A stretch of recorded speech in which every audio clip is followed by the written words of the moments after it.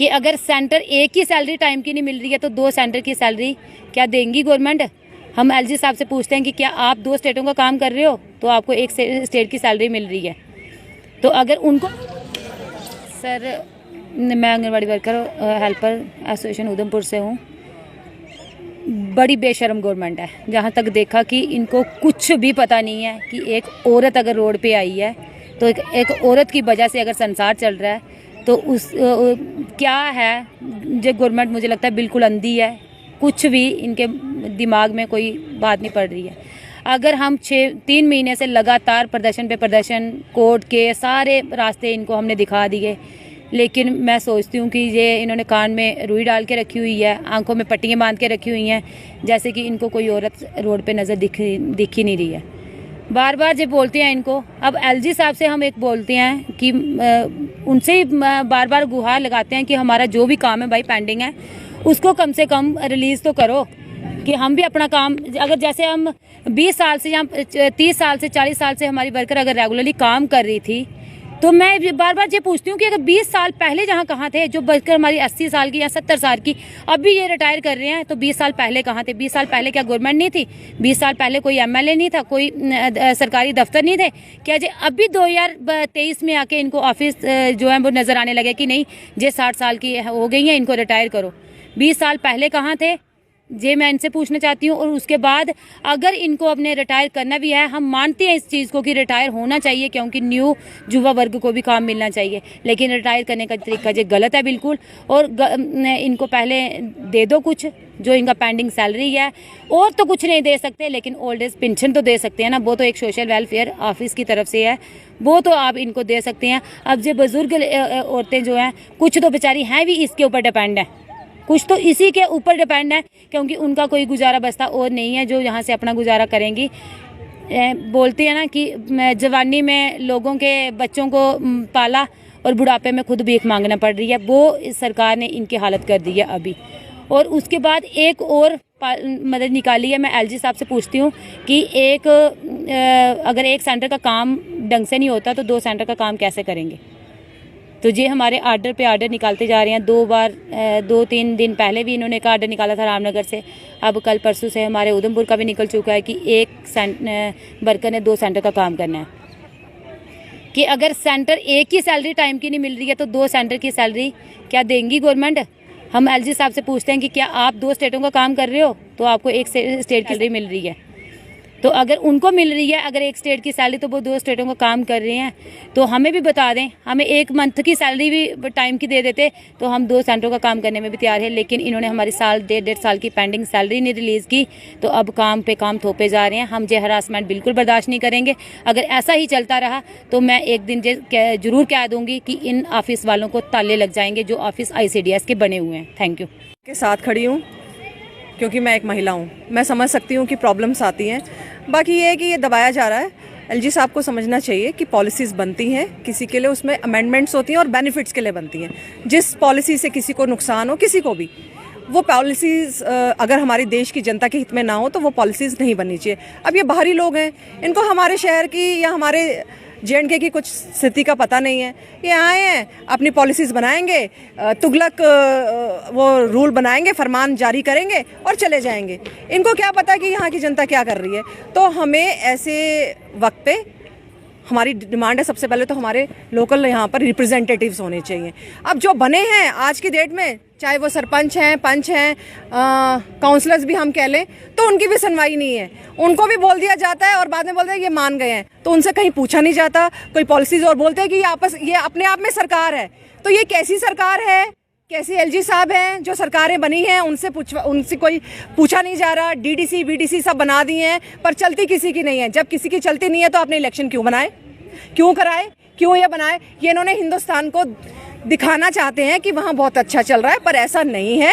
अब इनके लिए पॉलिसी बननी चाहिए। अगर ऐसी धक्के मार के निकाल दोगे, और अब तो ये हो रहा है कि 3 एक वर्कर को 3 सेंटर दिए जा रहे हैं। भाई आपको भी ऐसे मिल रहा है काम? आप भी ऐसे ही काम कर रहे हैं?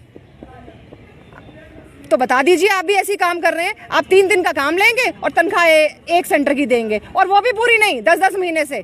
तो ऐसे चलेगा क्या? ये नारी सशक्तिकरण का एक इतना बड़ा एग्जाम्पल है हमारी स्टेट में कहें या UT में कहें, जो पूरे हिंदुस्तान को पता चलना चाहिए कि नारी शक्ति सड़कों पे आ गई और ये बोला जाता है हमारी महिला शक्ति, हमारी नारी शक्ति सिर्फ बोल में है, बोल में। रिटर्न में कोई नारी शक्ति के लिए कोई काम नहीं है।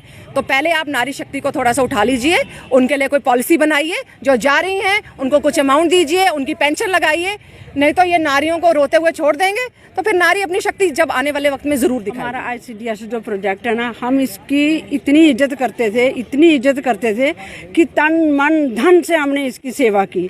पोलियो ड्राफ्ट की ड्यूटी लगती थी, कसम से हमारे घर वाले नहीं जाने देते थे। मैंने कहा नहीं, मेरे विलेज का है, मेरे एरिया का है, मैं ही बच्चों को जानती हूँ, मैं ही घरों को जानती हूँ। तो कहते थे कि अब आप घर घर नहीं जा सकते हो। मैंने कहा नहीं, जब तक मैं चल रही हूँ मैं करती हूँ। और हमने पोलियो की इतनी वो की। उसके बाद कोविड को भी हमने कोई 2-3 हज़ार ऐसे जो डोर टू डोर हमने जो किया, जो रह गए थे उनको हमने वैक्सीनेशन करवाई। और इन्होंने हमें रिटायर किया, हमें बहुत खुशी है। मगर इन्होंने गलत तरीके से रिटायर किया। लोग हमसे पार्टी मांग रहे हैं, कोई कहता है रिटायर हो गए, पार्टी नहीं दी। हमें शर्म आती है। अगर हमने 25 साल काम किया, जहाँ 30 साल काम किया और तन मन धन से किया, हमें जब लगाया था ये बताया था कि आप एक सोशल वर्कर हो, सोशल वर्कर की तरह आपने एक काम करना है। ये आपको जो तनख्वाह मिलती है, ये आपको मुनाफा मीन्स एक प्रसाद के तौर पे मिलता है। मगर जब हमने 25 साल काम किया, 10 साल काम करने के बाद 18 साल, कल मुझे एक आदमी मिला, उसने मुझे कहा कि 18 साल तक के बाद आपको कोई निकाल ही नहीं सकता है। जहाँ निकालने तो उसका कोई कानून होता है कि आपकी बहू लगे, जहाँ आपको कोई पेंशन मिले। अब हम ना तो विडो पेंशन लगवा सकते हैं, ना ओल्ड एज पेंशन लगवा सकते हैं, क्योंकि हमारा BPL ही नहीं है, ना अब बन रहे हैं। तो हमें कुछ ऐसी रसीद दी जाए जो हम उस फार्म पे लगाएं और हमें जो पेंशन ओल्ड एज पेंशन है वो हमें दी जाए। ऐसे ही हमें कोई स्टैंप लगा के कोई कागज़ हमें पेश करें कि हम वो कागज़ उनका फार्मों के साथ लगाएं, डोमिसाइल के साथ लगाएं। हमें वो पेंशन हर वर्कर को 60 साल के बाद निकालो, पर अच्छे तरीके से निकालो, चोरों की तरह मत निकालो। रातों रात ऑर्डर निकाला और मुझे किसी वर्कर ने फ़ोन किया कि आज आप सेंटर नहीं खोलो। ओ भाई, क्या हो गया सेंटर नहीं खोलने वाला कि आप 31 दिसंबर से रिटायर हो? ये तरीका हमें पसंद नहीं आया। रिटायरमेंट हर डिपार्टमेंट की होती है, हर चीज़ की होती है।